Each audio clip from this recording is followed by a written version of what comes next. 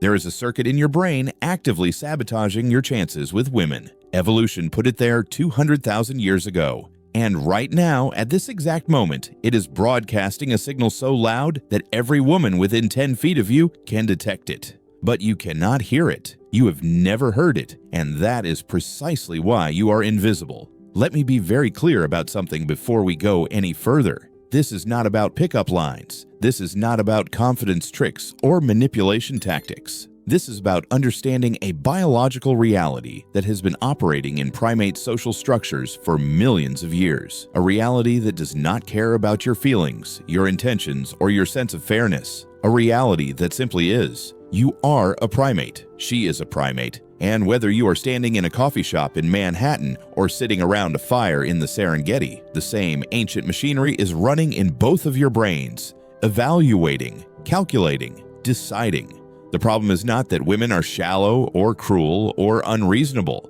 The problem is that you are running outdated software in a modern environment and you do not even know it.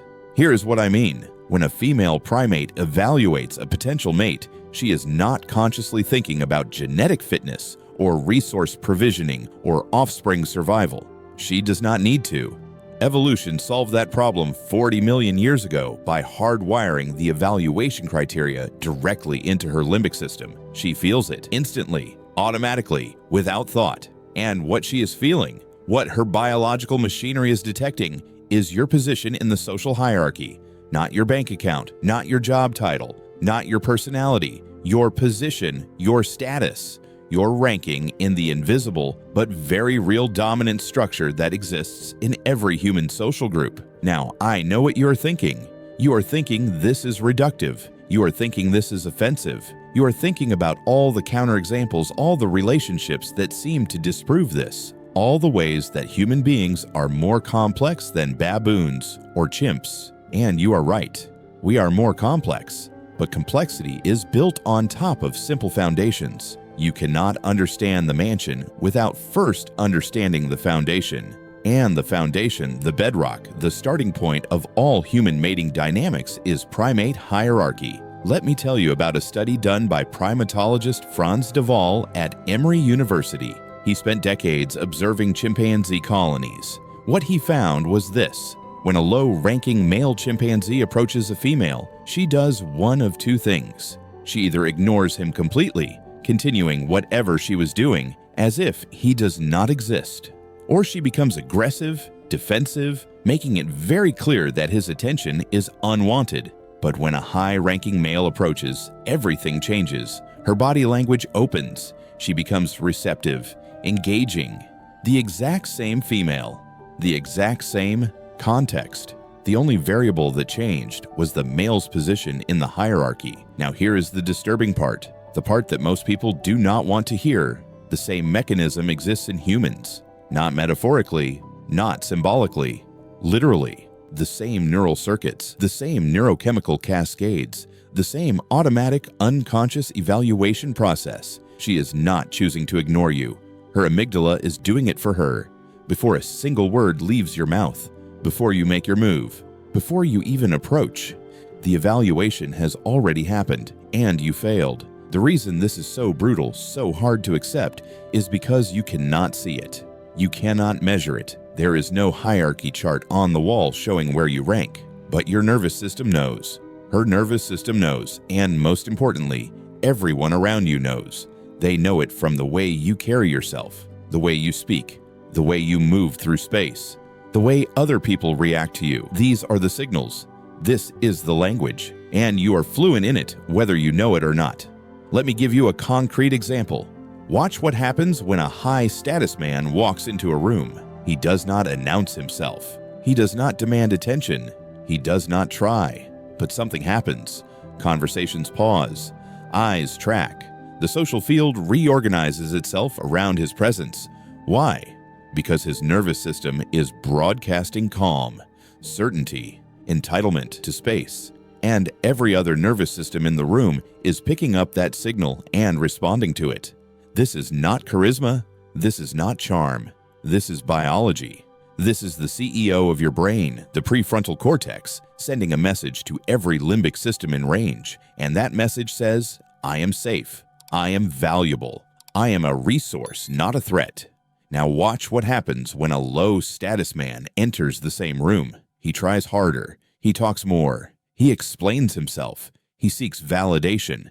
He laughs too loud at jokes. He agrees too quickly. He fills silence with noise. And what is his nervous system broadcasting? Desperation, uncertainty, a need for approval, and every woman in that room is reading that signal and making a decision before he even opens his mouth. The decision is no. Not because she is cruel, not because she is shallow, but because 40 million years of evolution have taught her that a desperate male is a dangerous male. A male who cannot regulate his own emotions is a male who cannot protect offspring, cannot provide stability, cannot survive crisis. You see, this is where modern dating advice gets it catastrophically wrong. They tell you to be confident, to be yourself, to just approach and see what happens. But confidence without competence is delusion. Being yourself only works if yourself is already high value. And approach anxiety is not a bug in your system. It is a feature. It is your biological machinery trying to protect you from social suicide. Your brain knows you are not ready. Your brain knows you do not have the signals calibrated. Your brain is trying to save you from broadcasting your low status to everyone in the room. So what do?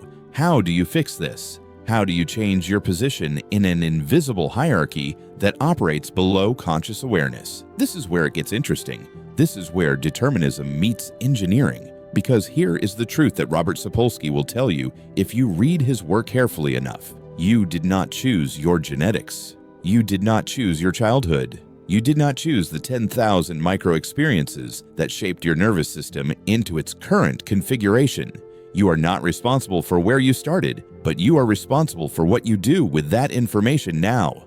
Right now, in this moment. The hierarchy is not fixed. It is not permanent. Primates change rank all the time, but they do not change rank by wishing. They do not change rank by trying harder. They change rank by changing their behavior, by changing their signals, by rewiring the hardware. Let me pause here for a second and ask you a question that maybe no one has ever asked you.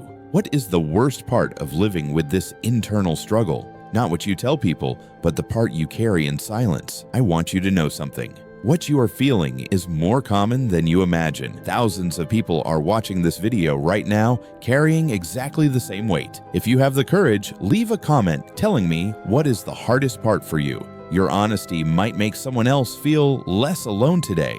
Now let me continue showing you how to break this pattern. The first thing you need to understand is that status is not a thing. It is a signal, and signals can be changed, but you cannot change a signal by pretending. You cannot fake high status. Your limbic system will leak the truth in 1,000 micro-expressions, in the tension in your shoulders, in the pitch of your voice, in the way you break eye contact half a second too early. The only way to change the signal is to change the internal state that generates the signal. So let me give you the protocol, the actual steps, the engineering. This is not theory. This is not philosophy. This is maintenance. Step 1, stop seeking validation from women. Completely. Immediately. Right now. Every time you check your phone hoping for a text. Every time you craft the perfect message. Every time you try to impress her with a story or a joke or an achievement, you are broadcasting low status. You are communicating that her opinion of you matters more than your opinion of yourself. And her limbic system reads that signal and files you under not valuable. Why? Because value seeks value. Status seeks status. If you are chasing, you're admitting that you are lower. This is not a moral judgment. This is thermodynamics. Heat flows from hot to cold. Status flows from high to low. Never the reverse. Step 2. Build real competence in a domain that matters to you. Not to her, to you. Pick something difficult, something that requires genuine skill, something where you can measure improvement, physical training, martial arts, a craft, a business, a creative pursuit. It does not matter what it is. What matters is that it is real. What matters is that failure is possible.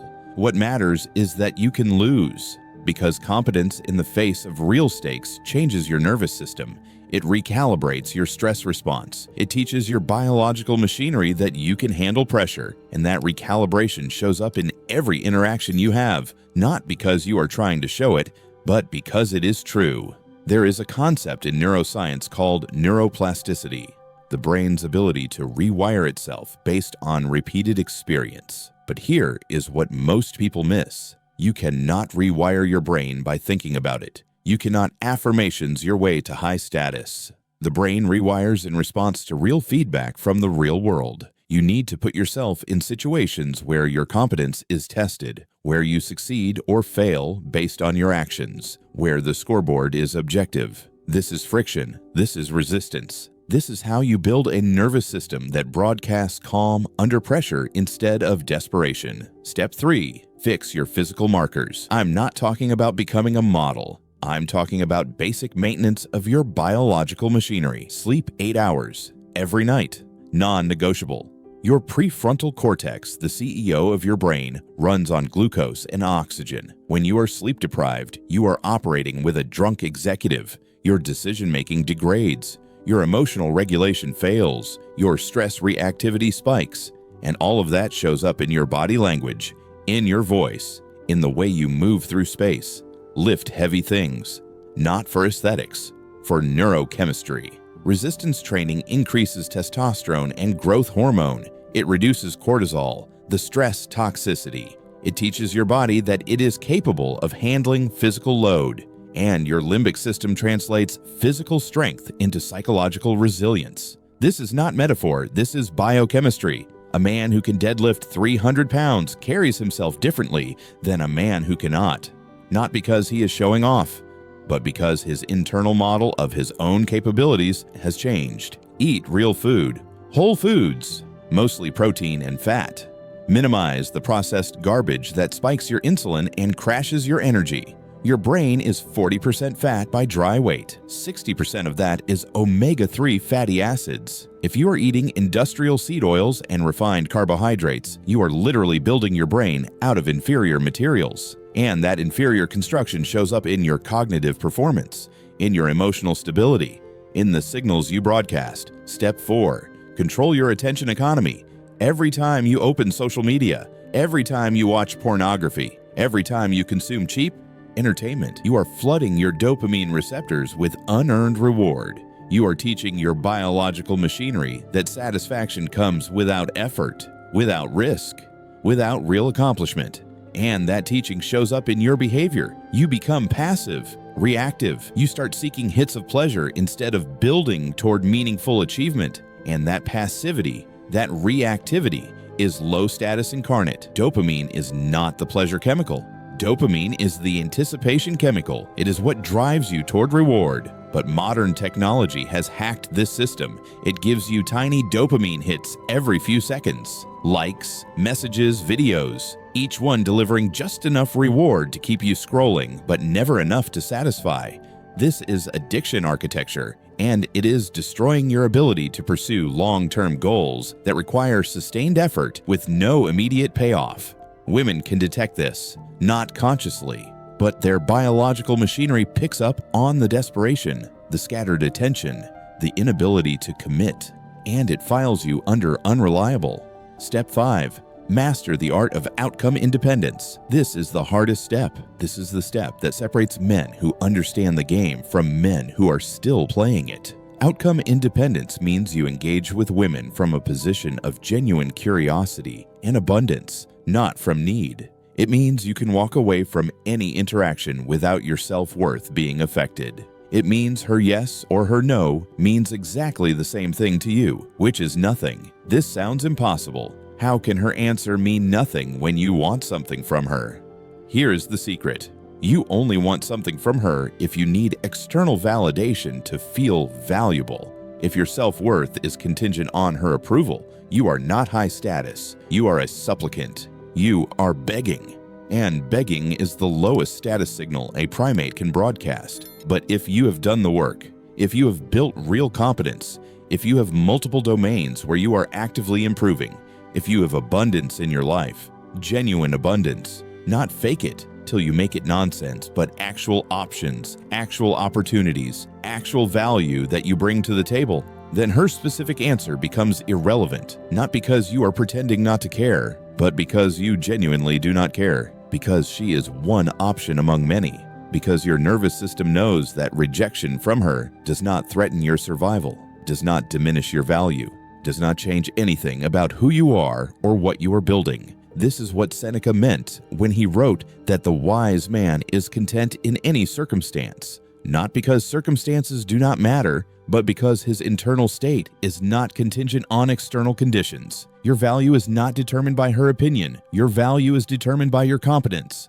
by your discipline, by your ability to function under pressure, by the strength of your biological machinery. And when you know that, truly know it, not intellectually, but in your nervous system, the entire game changes. Step 6. Learn to read and generate microsignals. Primate communication is 90% nonverbal. Body language, tonality, timing, facial micro-expressions. The way you hold eye contact, the way you use space, the way you touch or do not touch. These signals are being broadcast and received constantly, below conscious awareness.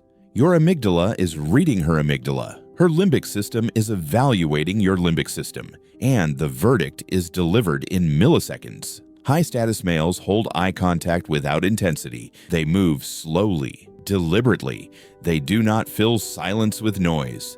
They do not explain themselves. They claim space without apology. They touch casually, but never needily. Their voice has downward inflection at the end of statements, conveying certainty rather than seeking approval. These are not tricks. These are symptoms of an internal state, the state of a man whose nervous system has decided he is valuable.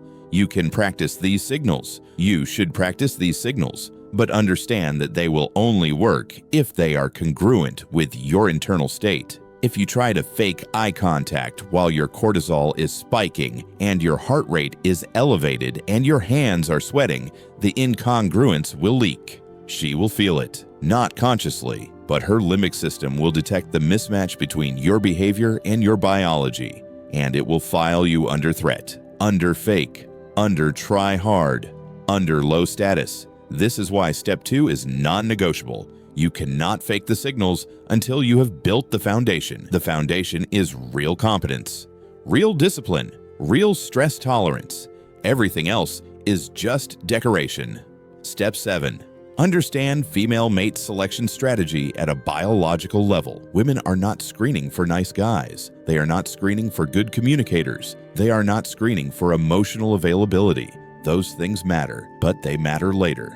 In the long-term pair bonding phase, in the raising offspring together phase, in the building a life together phase. But none of that happens unless you pass the initial filter. And the initial filter is simple. Is this man high status? Can this man protect? Can this man provide? Can this man handle crisis? And the nervous system answers these questions before the conscious mind gets involved. This is not cynical. This is not misogyny. This is evolutionary psychology. For the vast majority of human history, choosing the wrong mate meant death. For her offspring. Resources were scarce, threats were constant. There was no safety net, no legal system, no police, no hospitals. Survival depended entirely on the competence and status of the male she chose. So evolution built a very efficient screening mechanism. And that mechanism is still running right now. In every woman you meet, she is not thinking about any of this. She is feeling it. Her attraction is not a choice. It is a biological response to the signals you are broadcasting. And if you are broadcasting low status, if your nervous system is leaking desperation or weakness or uncertainty, her nervous system will reject you automatically, not because she is shallow, not because she is cruel, but because her biological machinery is designed to maximize the survival probability of her offspring. And a weak male is a liability. Now here is where this gets really interesting. Marcus Aurelius, the Roman emperor and Stoic philosopher, wrote something in his Meditations that applies directly to this. He said, "You have power over your mind, not outside events. Realize this, and you will find strength." He was not talking about dating. He was talking about warfare and politics and death. But the principle is identical. You cannot control her response. You cannot control her attraction. You cannot control whether she says yes or no, but you can control your signal. You can control your competence. You can control your discipline. You can control the quality of your biological machinery. And when you focus all of your energy on the things you can control, when you stop trying to manipulate outcomes and start building genuine value, the outcomes take care of themselves. This is not a guarantee. This is not a promise that if you do these steps, you will get the girl, because the girl is not the point. The point is becoming the kind of man whose nervous system broadcasts high status automatically, effortlessly, not because you are trying, but because it is true. And when you become that man, attraction stops being a mystery. It stops being a struggle. It stops being something you chase. It becomes something that happens. Not with every woman, not even with most women, but with enough women that scarcity is no longer driving your behavior. Robert Sapolsky has spent his career studying stress and social hierarchy in primates.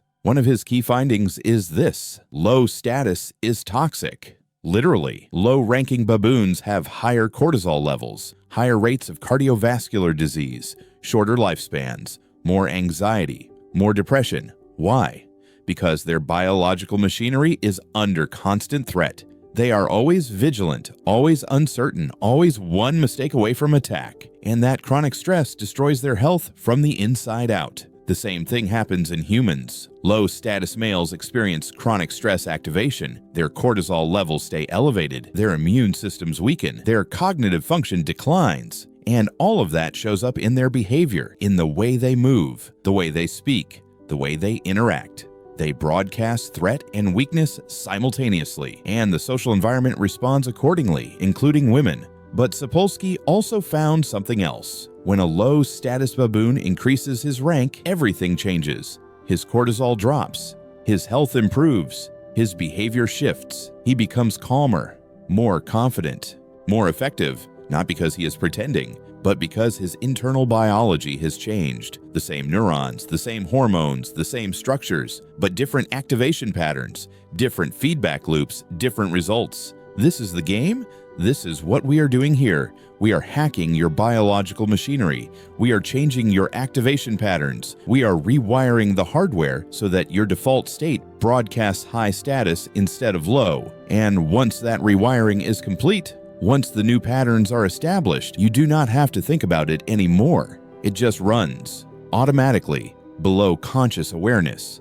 The same way low status runs now. The final piece of this puzzle is acceptance. Not acceptance of defeat, not acceptance of your current position, but acceptance of reality. You are a biological machine operating in a social hierarchy that you did not create and cannot abolish. That is not fair. That is not just. That is just true. And once you accept that truth, once you stop fighting reality and start working with it, you gain access to a kind of power that most men never experience. The power of alignment. The power of working with your biology instead of against it. The power of understanding the game deeply enough that you can play it without anger or resentment or bitterness. Because here is what nobody tells you. The hierarchy is not the enemy. Low status is not a moral failing. You are not broken. You are not defective. You are simply running outdated software in a modern environment. And software can be updated. Patterns can be changed. Signals can be recalibrated. But only if you understand the system. Only if you accept the rules. Only if you commit to the work. This is not about becoming someone you are not. This is about becoming who you already are, underneath all the conditioning and trauma and social programming. Underneath the fear and the desperation and the need for approval, there is a version of you that is competent, disciplined, calm under pressure, valuable, and that version is not fictional. It is dormant, waiting for you to build the conditions that allow it to emerge. Every rep in the gym, every hour of sleep, every moment of focused work, every time you choose long-term value over short-term pleasure, every time you walk away from validation-seeking behavior, every time you control your attention instead of letting it be controlled, you are building those conditions. You are laying the foundation. You are installing the new software. And one day, maybe sooner than you think, you will look around and realize that the woman you wanted is no longer ignoring you. Not because you tricked her, not because you manipulated her, but because you changed.